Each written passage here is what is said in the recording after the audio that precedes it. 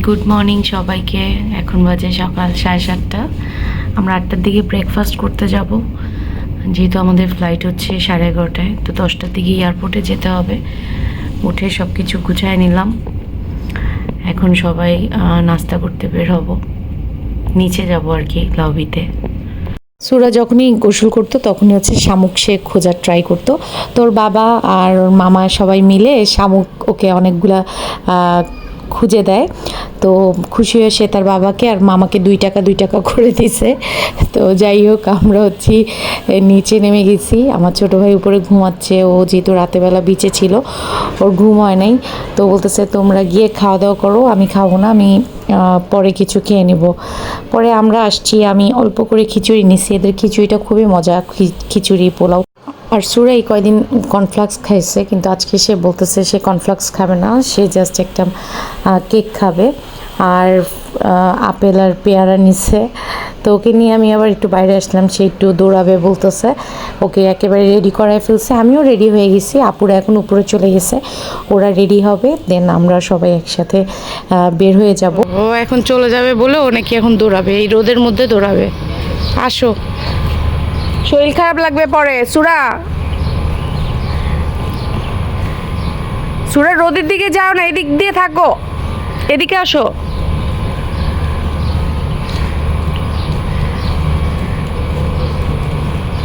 রোদে যাবা না, এদিকে আসো। সুরাকে আপুদের কাছে দিয়ে আমি আর সুরা বাবা বের হয়েছি। আমার কাজের আপাদের জন্য কিছু নেওয়া হয়নি, যদি আমরা শপিং করি নাই ধরতে গেলে, শুটকি আর আচারটাই নেওয়া হয়েছে। কারণ এখানকার মালা এইগুলো আসলে এখন কেউ পড়তে চায় না, পরেও না। তো একটু শুটকি আর একটু আচার নিয়েছে আপু। আর আমি হঠাৎ করে মনে পড়লো আমার কাজের আপার জন্য আমি কিচ্ছু নেই। তো ওইটা নিতে বের হয়েছিলাম, তাদের জন্য টুকটাক জিনিস নিতে। আমরা ফার্স্টে লাবণী বিচের দিকে যাই, ওইখানে দেখি যে সবগুলো বন্ধ, 2-1টা খুলছে। তো এখন সুরাবা বলতেছে চলো সুগন্ধা বিচের ওই মার্কেটে যাই, ওখানে এতক্ষণে সব দোকান খুলে ফেলছে। পরে দেখলাম যে হ্যাঁ, এখানে সব দোকান ওপেন হয়ে গেছে।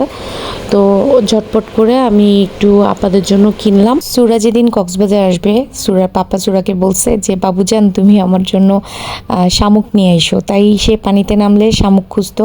তো সে কিছু শামুক কালেক্ট করছে, এখন সে দেখছে শামুকে নাম লেখা যায়।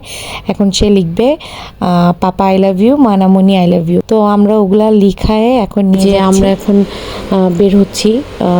10টা বাজে, 10টার মতন বাজে। আমাদের 11:30টার দিকে, 11:25-এর দিকে ফ্লাইট।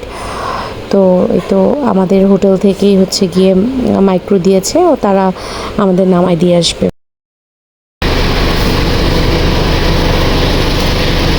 সুরা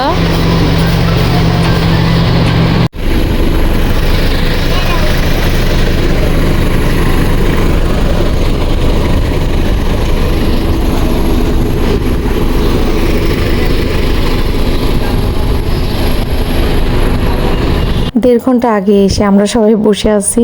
এয়ারপোর্ট হচ্ছে গিয়ে আমাদের হোটেল থেকে মাত্র 10-15 মিনিটের রাস্তা, তারপরও সবাই আগে চলে আসছে। এসে এই যে বসে আছি, এখন ঢাকা থেকে যে প্লেনটা আসবে ওই প্লেনটাই আবার আমাদেরকে নিয়ে যাবে। আর শুনতেছি ঢাকার ওয়েদার অনেকটা খারাপ, রাতে নাকি অনেক ঝড় বৃষ্টি হয়েছে এবং অনেক জায়গায় নাকি ঝড় বৃষ্টি হচ্ছে। এখানে কোনো ঝড় বৃষ্টির নামগন্ধই নাই। তো ঢাকা থেকে এই প্লেনটা চলে আসছে, এখন আবার কক্সবাজার থেকে ঢাকা যাবে। আজকের প্লেন জার্নিটা মানে একটু ডিফিকাল্ট ছিল, কারণ আজকে প্লেনটা আমাদের ল্যান্ড করতে পারতেছিল না। 40 মিনিট প্রায় আকাশে ঘুরছে প্লেনটা, ওয়েদারের কারণে ঝড় বৃষ্টি হচ্ছিল অনেক জায়গায়। এই কারণে প্লেনটা প্রায় 40 মিনিট পর ল্যান্ড করে। আমি আমার ছোটো ভাইকে বলতেছিলাম আর 10 মিনিট হলে তো আমরা আবার কক্সবাজার ব্যাক করতে পারবো।